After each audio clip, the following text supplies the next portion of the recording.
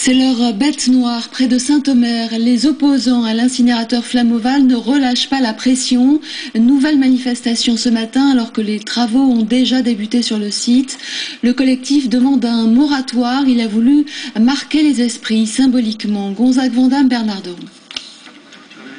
Symboliquement, à quelques pas du chantier de l'incinérateur, les manifestants ont planté un arbre, un ginkgo biloba, le seul végétal qui a résisté aux radiations nucléaires lors du bombardement d'Hiroshima.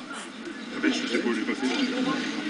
ne pourrait pas planter un arbre qui vit 2500 ans si c'était un arbre mortuaire. Au contraire, c'est un symbole du vivant et de la défense du vivant. Pourtant, les nouvelles ne sont pas bonnes pour les opposants au projet Flamoval. En début de semaine, les pelleteuses ont fait leur apparition sur le chantier.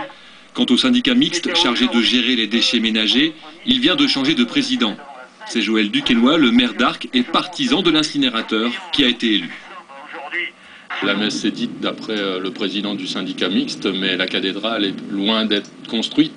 Et je pense que tant qu'on n'est pas arrivé à la mise en place de cet incinérateur, il y a toujours temps de réfléchir à des meilleures solutions.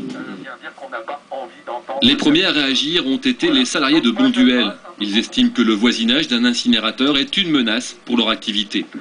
Ce matin, ils ont réuni 200 personnes, des élus, des militants associatifs et des riverains étaient présents pour maintenir la pression en attendant des manifestations plus importantes. C'est un galop d'entraînement, mais c'est clair aussi que nous n'allons pas nous arrêter là, parce que nous pensons qu'aujourd'hui, il est toujours possible de faire machine arrière. La grande mobilisation que nous allons mettre en œuvre dans les semaines prochaines, M. Duquesnoy doit, je dirais, avec ses colistiers, se remettre autour d'une table. Le début des travaux ne semble pas avoir entamé la détermination des opposants au projet.